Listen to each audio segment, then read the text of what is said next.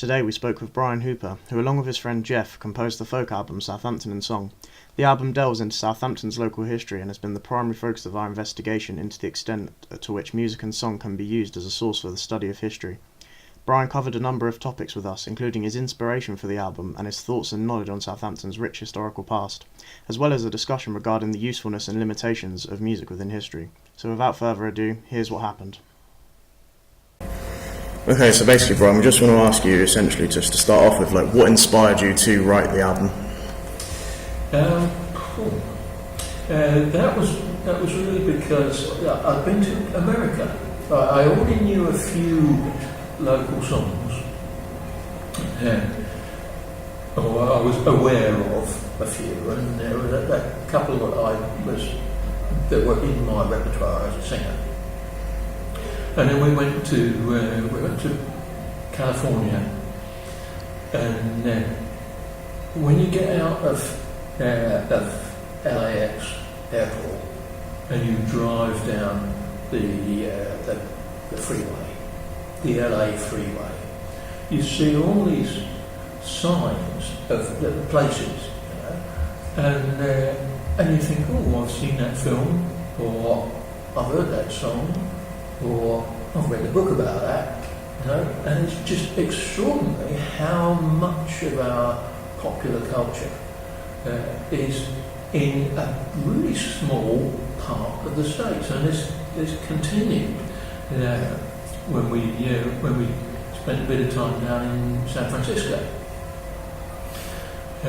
We went up to San Francisco, and my wife and I were wandering along down the dock of the bay, and we went into this bar, and it turned out to be open mic night, and I was keeping myself quiet, but my good lady wife piped up and said, "Oh, my husband sings." Stuck you in it. So I found myself singing. Only one song, and it's one that's on the CD actually. It's called "The Channels," which I've sung all over the place. I've never actually had I was accompanied by a jazz piano player, which was a bit weird because he clearly didn't know the way it worked. So that was an interesting experience. But anyway, there I am singing this song about Southampton. And I chose that because everyone else there could sing a song that if it referred to a place at all, they probably knew where that place was, and could visualise that. And I think it's quite important. I find it's really important to visualise things when I'm singing. It's one of the ways I remember, and as a writer of songs, that having a sense of place is important to me. So I came back thinking, I wonder if I could put together a set of songs for half an hour or something of songs that relate to Southampton. And as is my way, I have those great ideas and don't ever do anything about them, but I mentioned it to my friend Jeff Henry, and that's always a useful thing to do, because that means it actually happens then, and so it did, and we looked up. We could find a few songs that we knew. Jeff already had a couple of songs in his repertoire. I already knew about the Bells of St Mary's being a local connection. It was actually written by a couple of Americans, but it was inspired by St Mary's Church in Southampton, near the football ground. And so we did a bit of research, found out a few more songs, there was one in there that we had to kind of rewrite ourselves, and there's one at the end called Southampton, called Here in Southampton, which we entirely wrote. So now, what was the question? Why, yeah. how did I get there? Does that answer your question? Yeah, it does. Yeah. Thanks. Yeah. Do you think there's something about folk music that kind of, I don't know, inspires people to kind of learn about the history of their local area? Do you think it's the folk music, or? Well, actually, I'm not sure about that. Because there's a lot of songs like, I left my heart in San Francisco or whatever that aren't particularly folky. But the one that really gets me is that stupid song about from LA to New York, from New York to LA, which you won't remember. It was around the time you were born, or possibly when you were twinkling your parents' eye.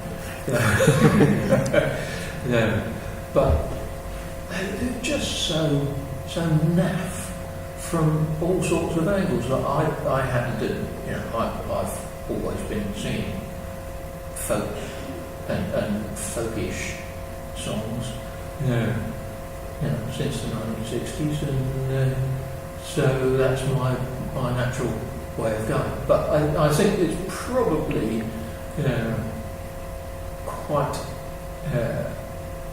It's probably folk songs that have more local references wherever they might be, and because they're stories, and a story has to have.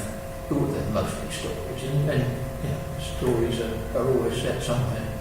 But might not be in the song, but quite often it is. Have you had like a lot of people come up to you after, say, gigs or anything like that, and want to talk about the history of your certain songs and things? Yeah. And I've got a few songs that I've written because people have told me about the local connections. There's one on the CD, which is a song that Roy Harrison wrote, and it's called. It's about his childhood in Southampton. Oh, what's it called? Oh, never mind. You need to edit that.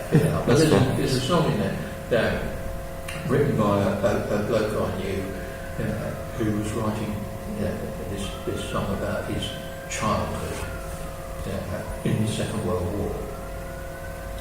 And I've sung that song to all sorts of people. And I got a huge amount of information sparked off by that. And there's some lovely stuff about the old cinemas in Southampton and all sorts of really interesting stuff. And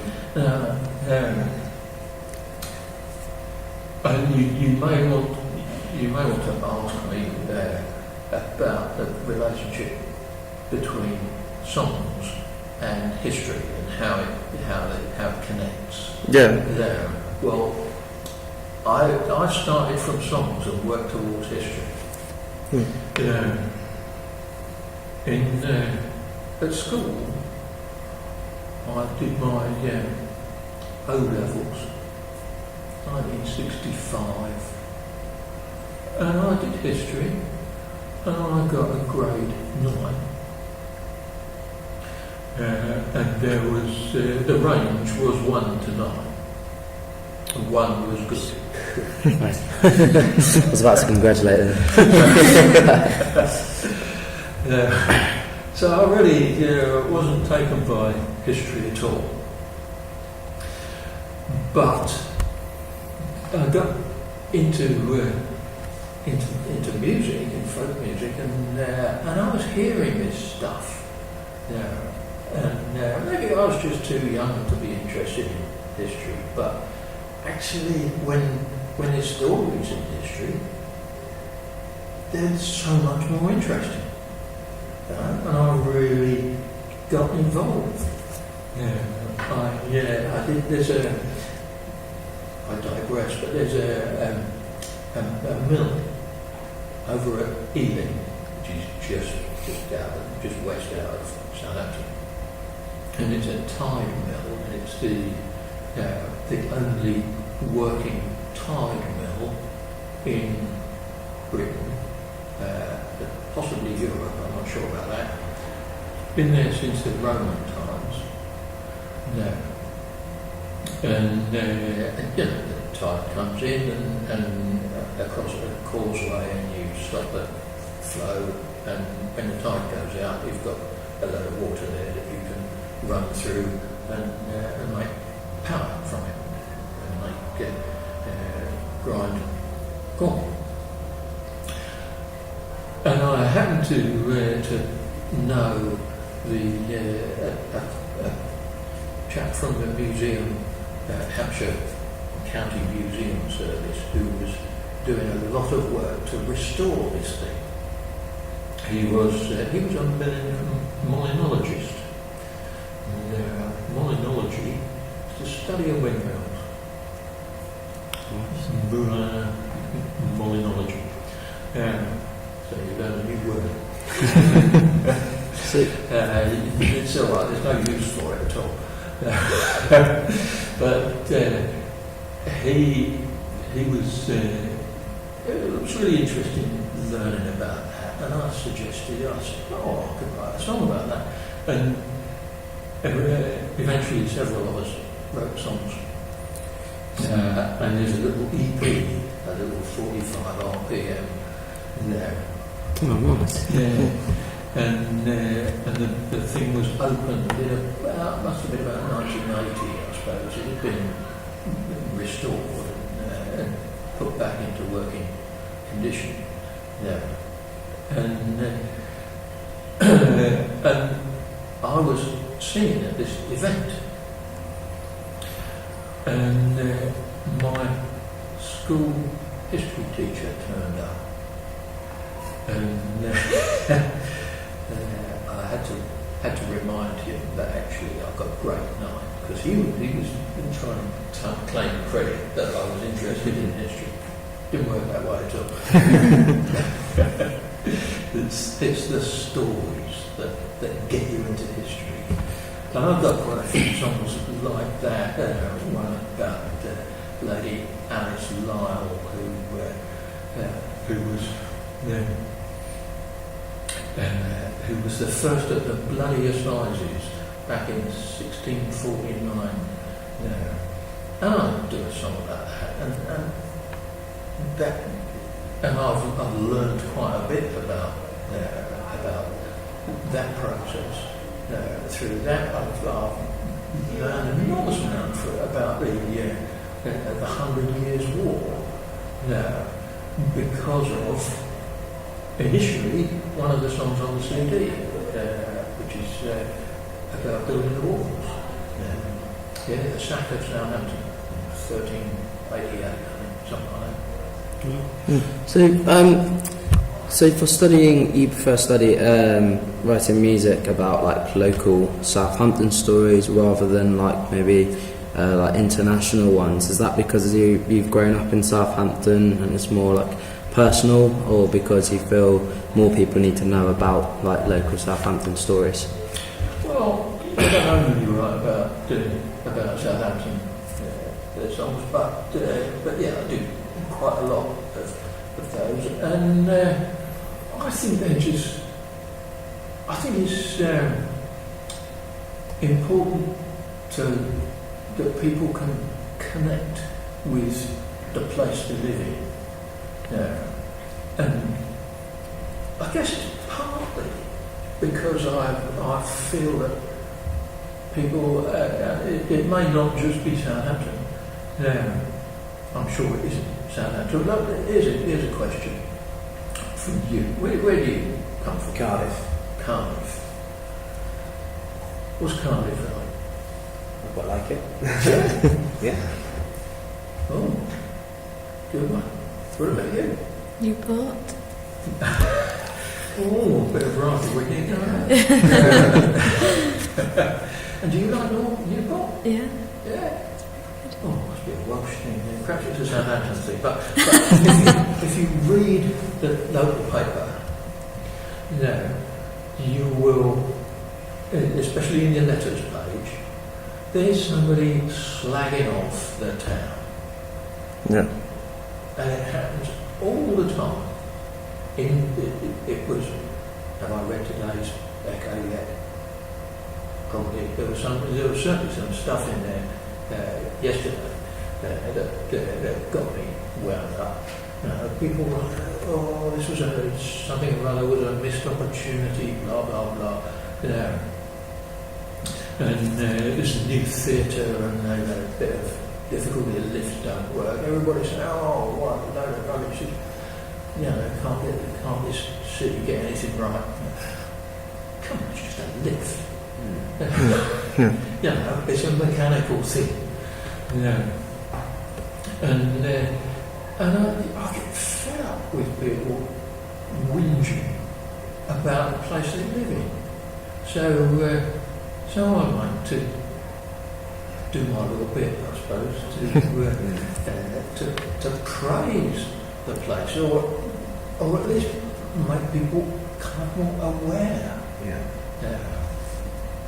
That people have a bit of respect for the place to live in. And history is a really, really good way to look at that. Absolutely. Yeah, I think it's really important. Yeah. Do you think that maybe songs could be limited in a way in historical terms? Sorry. So obviously, there's only a certain amount of information you can fit into lyrics in a certain song. Yeah. But do you think it's kind of a gateway almost to want to learn more about it? Yeah, that's right. As a songwriter, I find it's really important, not because I do a fair bit of research, and if I put all of my research in a song, it makes a really boring song. That's what I was loving. So you take the bits that grab me, and hopefully that grab other people. Your songs in particular, they do seem quite historically accurate, whereas like with a lot of songs that maybe talk about some historical event, they're more like Fabricated. Yeah, sort of like allude to what they're talking about, allude to the events or the facts, and whereas yours are quite like actually historically accurate. Was that a conscious decision? Yes. Yeah, Definitely. I don't always get it right. People tell me later, but I've got it wrong. And I might change it, or I might just let it go. Yeah. And that's purely because you want to, educate people about these things, and you want to inform people. Well, entertain. Okay, nice. That's worth. Do you think in that way it kind of reaches the general public a bit more because it's music rather than, say, a book, for example? So because it's music, people want a more engaged with. It doesn't reach all that many people. But I often find that people will start having a conversation about something that's in it. Oh, I remember such and such. And I don't think I'll have that kind of experience on songs that don't have a local connection. Yeah. Oh, okay. Would you say that it's kind of like a conversation style at your gigs as well? Like you say, there's people who have come up to you and talked about different events afterwards. I'm very much a talker. Can you give us an example of what some people have kind of told you about the history of certain places? Well, let me think about the thing over on the other side of. You may have to edit this quite a lot. Okay, we had on the CD there is a song about Itchen Ferry. Yeah. There's 2 songs about Itchen Ferry, and as a result of that, a lady came along to me and she said the people in Itchen Ferry were called.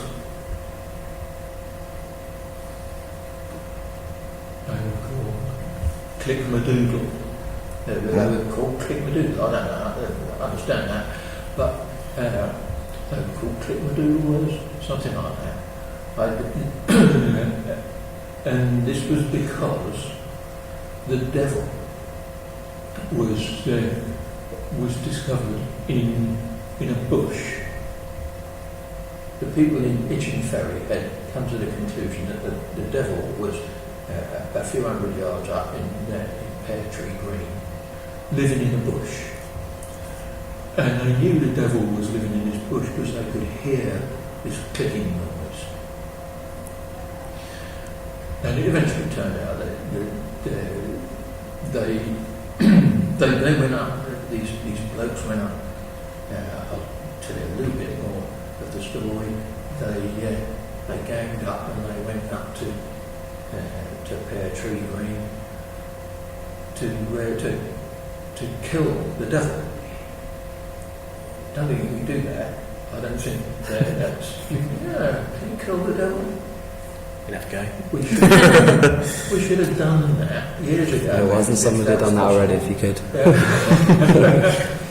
But yeah, it's an interesting theological point. But there we go. And they went up there and they eventually discovered that it was a clock that somebody had thrown away. And I wrote a song about it called Clickmadoodle, amazingly.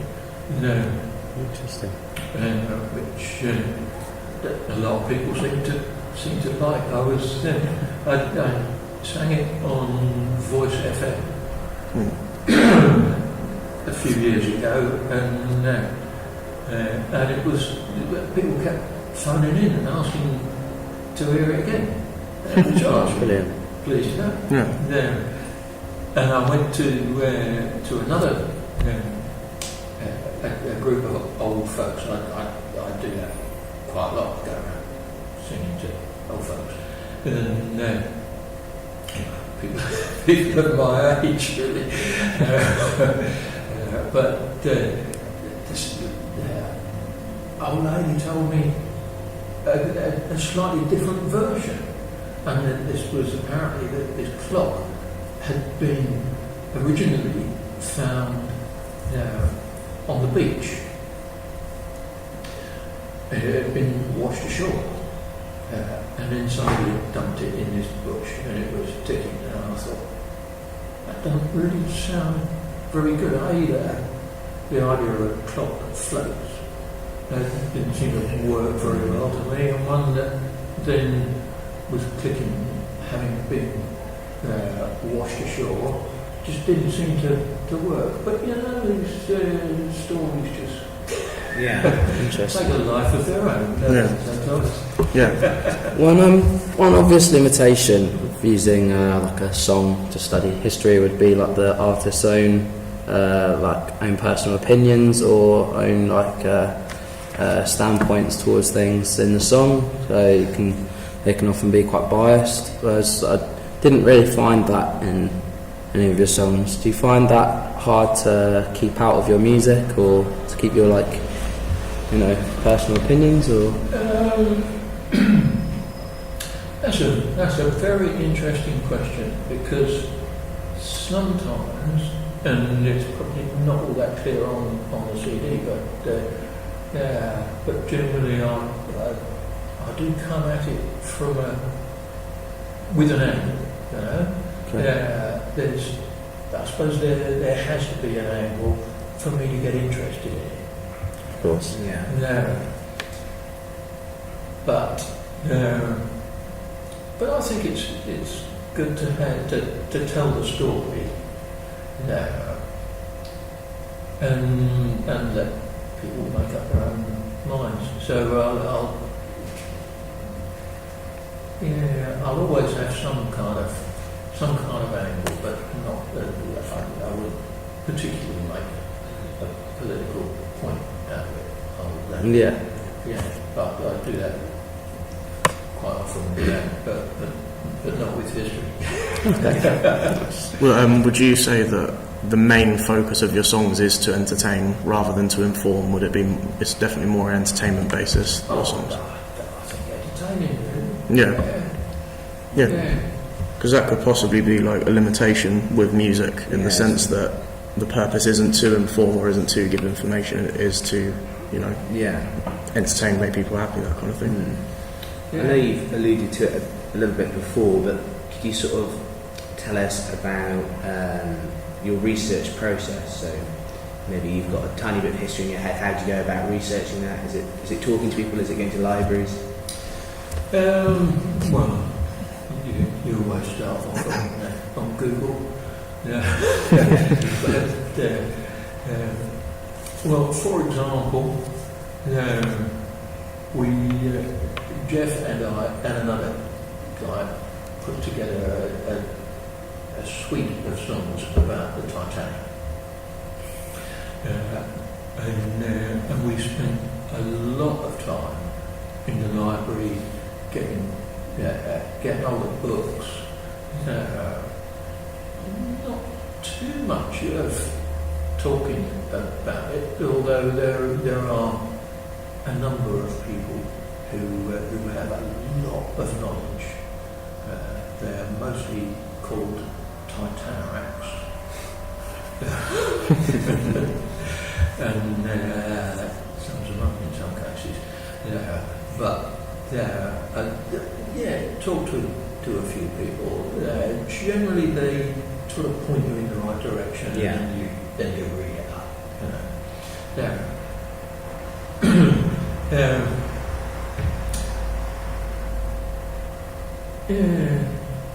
I think that's it. I suppose Titanic's actually a pretty good example of how music kind of affects it. You've got the Hollywood movie, I mean, that's been fabricated in a way with the whole Jack and Rose story behind it. That's an amazing load of nonsense, really. but the main graveyard, the main memorials are in Halifax, Nova Scotia, where most of the bodies are buried. And there is a little grave to somebody called Jack Dawson. Yeah. Really? Oh, that's cool. And purely by coincidence. Yeah. But I'm told that if you go there, you will see that that's where the grass is warm. Of course. Wow. There's a few graves in the Southampton Common. Yeah, none of the survivors, none of the victims are there, but there are a number of the victims there. And of course, a lot are mentioned on the things in memory of. Yeah. It's an interesting thing to do. You can go on a Titanic walk, and and that is quite an organised way of doing it. If you just want to wander around the cemetery there, anything with a little blue post, blue painted wooden post about a foot high, that has a connection, a Titanic connection. Yeah. So easy to spot. It's not necessarily obvious what the connection is, but yeah, they all have Titanic connections of some kind. Interesting. Oh, cool. Yeah, cheers. Thank you, Brian. Thanks for that. Okay. Thanks. Cheers. Okay, all right.